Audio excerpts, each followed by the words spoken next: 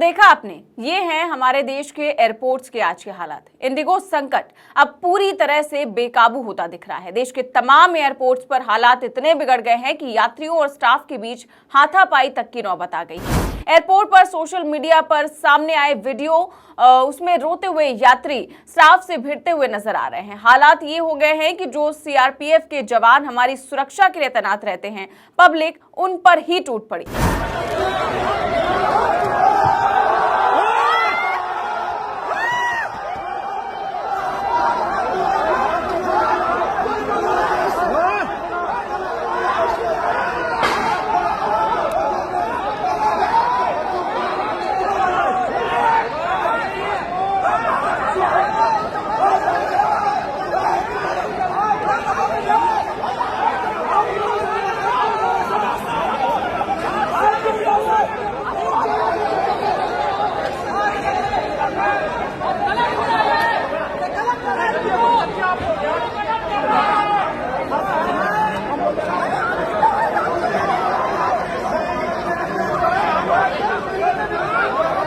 Airport पर railway station से भी बदतर हालात हैं। ऐसी मारामारी की स्थिति पैदा हो गई है और ये किसी एक एयरपोर्ट की बात नहीं है, अलग अलग जगह पर इसी तरह के हालात बनते हुए नजर आ रहे हैं।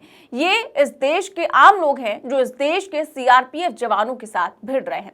पब्लिक और सीआरपीएफ के जवानों के बीच में हाथापाई की नौबत आ गई और ये इसलिए कि सरकार पूरी तरह से क्राइसिस मैनेज करने में फेल हो गई। सरकार, मंत्री, इंडिगो के अधिकारी, सीईओ सब बैठे हुए हैं अपने एसी कमरों के अंदर और पब्लिक का गुस्सा झेल रहे हैं एयरपोर्ट पर तैनात सीआरपीएफ के जवान और एयरपोर्ट का स्टाफ।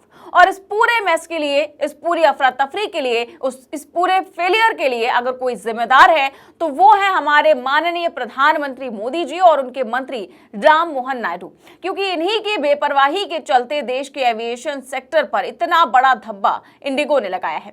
अब इस मामले में सरकार चेती है, या यूं कहें कि दिखावटी नोटिस एक जारी कर दिया है। सरकार ने इंडिगो को शो कॉज नोटिस जो है वो जारी किया है और अल्टीमेटम दिया गया है 24 घंटे का कि 24 घंटे के अंदर जवाब दीजिए कि आप पर कोई कार्रवाई क्यों ना की जाए। ये नोटिस डीजीसीए ने दिया है और कहा गया है कि इंडिगो को नोटिस प्राप्त होने के 24 घंटे के भीतर कारण बताने का निर्देश दिया गया है और अगर उसका जो कारण है वो सही नहीं लगा तो एक तरफा फैसला भी लिया जा सकता है इंडिगो पर। मतलब कल देर रात ही नोटिस इशू हुआ, आज तक का वक्त जो है इंडिगो के पास 24 घंटे में अगर जवाब नहीं देते तो हम कार्रवाई करेंगे।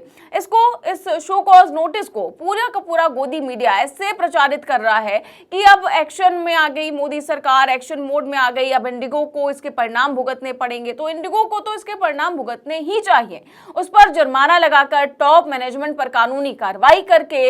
लेकिन भारत के एविएशन सेक्टर के ऊपर जो धब्बा इंडिगो ने लगाया है, और 1-2 घंटे की बात नहीं है, 5 दिन तक ये ड्रामा जो है वो चलता रहा, आज भी जारी। और ये नोटिस का जवाब देने का टाइम जो दिया गया है 24 घंटे, इसको खत्म होने में अब कुछ ही समय का वक्त बाकी है और जब तक मैं ये खबर रिकॉर्ड कर रही हूं तब तक इंडिगो ने अभी तक कोई भी जवाब नहीं दिया है और ना ही कोई सुधार किया है। इंडिगो की ताकत आप देखिए, सरकार बिल्कुल इंडिगो के सामने नतमस्तक है और बस दिखावटी नोटिस जारी किया गया है। तो बड़ा सवाल ये है कि आखिर इंडिगो कैसे मनमानी कर पा रहा है? क्या इंडिगो पर सख्त कार्रवाई होगी? क्या मंत्री इस्तीफा देंगे? और इस भारी अव्यवस्था में सरकार आखिर क्या कर रही है? और सबसे बड़ी बात यह है कि एविएशन मिनिस्टर क्या कर रहे हैं? एक फोटो शेयर कर दी बस मीटिंग वाली और दूसरे दिन अपना फैसला ही वापस ले लिया और अब कह रहे हैं कि ये जो कुछ भी हुआ है इसके लिए केवल और केवल इंडिगो जिम्मेदार है। इंडिगो तो 100% जिम्मेदार है, लेकिन मंत्री किस चीज के लिए बने हैं आप? सरकार किस लिए होती है? एक कंपनी जो कुछ घंटे ही नहीं 5 दिन तक अपनी मनमानी करती रही, ये ड्रामा चलता रहा और अब सरकार कह रही है कि केवल कंपनी जिम्मेदार है। तो सरकार किस चीज के लिए है और मंत्री किस चीज के लिए है, ये सवाल खड़ा होता है। और मंत्री जी को तो आप जानते ही हैं, चंद्रबाबू नायडू के करीबी हैं और चंद्रबाबू नायडू कौन है? वो है मोदी सरकार की बैसाखी, जिनके दम पर मोदी सरकार टिकी हुई है। तो ऐसे में मंत्री जी का इस्तीफा जो है वो तो नामुमकिन सा नजर आता है, लेकिन जिस तरीके से डैमेज कंट्रोल करने के लिए शो कॉज नोटिस शेयर किए जा रहे हैं, जारी किए जा रहे हैं, कहा जा रहा है कि पीएमओ एक्टिव हो गया है, तो अब तक पीएमओ क्या कर रहा था, नोटिस जारी करने में 5 दिन कैसे लग गए, और अब नोटिस तो जारी कर दिया गया है लेकिन क्या संतोषजनक जवाब नहीं आया, तो क्या सरकार इंडिगो के ऊपर जुर्माना लगाएगी या फिर कोई कार्रवाई करेगी या फिर इंडिगो के चंदे तले दब जाएगी। बता दें कि इंडिगो ने बीजेपी को इलेक्टोरल बॉन्ड के जरिए 31 करोड़ का चंदा दिया, तो क्या वो चंदे का पैसा इतना ज्यादा भारी है कि उसके बोझ के तले पूरी भाजपा दब गई है। सोचिए, विदेशी महिला जो है वो एयरपोर्ट के काउंटर पर चढ़कर चिल्ला रही है कि मुझे फ्रांस जाना है, मुझे मेरा टिकट दीजिए, मुझे मेरी फ्लाइट प्रोवाइड कराइए। कोई अपने खुद की शादी के रिसेप्शन में नहीं पहुंच पाया तो किसी का लाखों का नुकसान हो गया, और ये ऐसा नहीं है कि खत्म हो गया, ये आज भी चल रहा है। खबर आप देखिए दैनिक भास्कर की, इसमें लिखा हुआ है कि इंडिगो संकट, छठे दिन 650 प्लस फ्लाइट कैंसिल,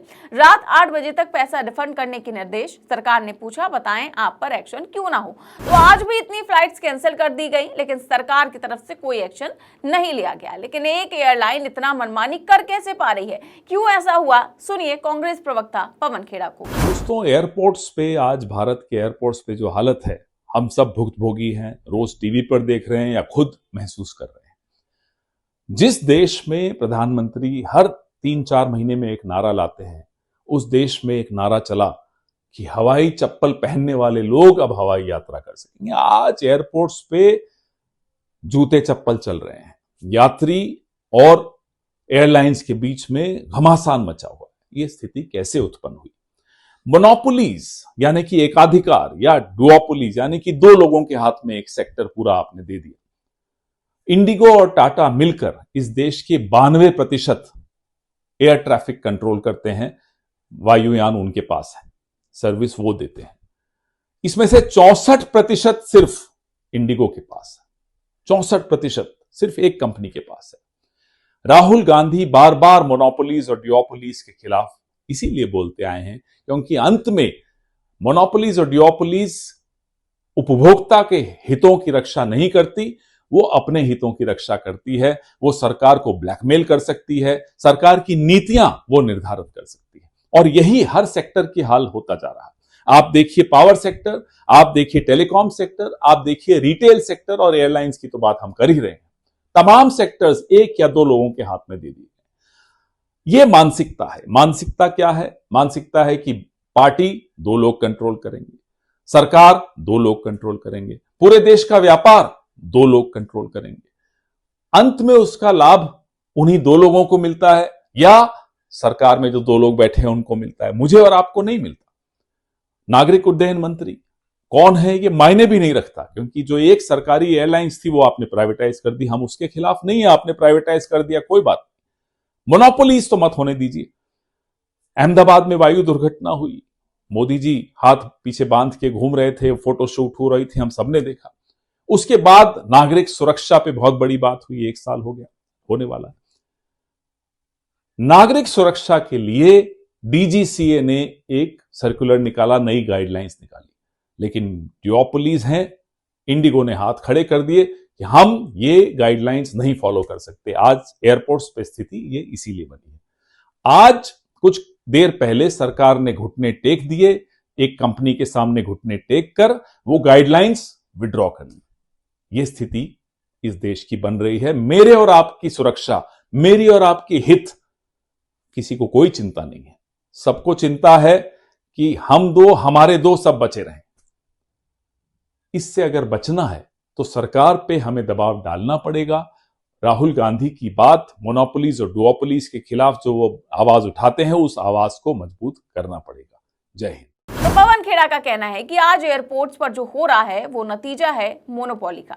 कहा गया था कि हवाई चप्पल पहनने वाले हवाई जहाज में बैठेंगे, लेकिन हवाई अड्डों पर यात्रियों और इंडिगो स्टाफ के बीच जूते चप्पल चल रहे हैं। पार्टी 2 लोग चलाएंगे, सरकार 2 लोग चलाएंगे, व्यापार 2 लोग चलाएंगे, तो यही होगा जो हो रहा है। हमारे एयरलाइन सेक्टर का 92% शेयर सिर्फ 2 कंपनियों के हाथ में है, इंडिगो और टाटा।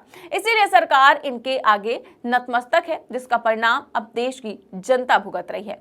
फिलहाल तो इंडिगो द्वारा कहा गया है कि 10 तारीख तक ये सारी चीजें नॉर्मल होने की उम्मीद है। अब हो पाती या नहीं हो पाती है ये तो वक्त ही बताएगा, क्योंकि इधर सरकार अपनी मनमानी कर रही है और उधर इंडिगो अपनी मनमानी कर रही है। किसी पर किसी प्रकार की जिम्मेदारी जो है वो देखने को मिल नहीं रही है। फिलहाल देखते हैं क्या कुछ होता है। फिलहाल इस खबर में बस इतना ही। देश और दुनिया की तमाम बड़ी खबरें जानने के लिए देखते रहिए 4PM न्यूज नेटवर्क। चैनल को सब्सक्राइब भी करें और ज्वाइन भी करें। नमस्कार।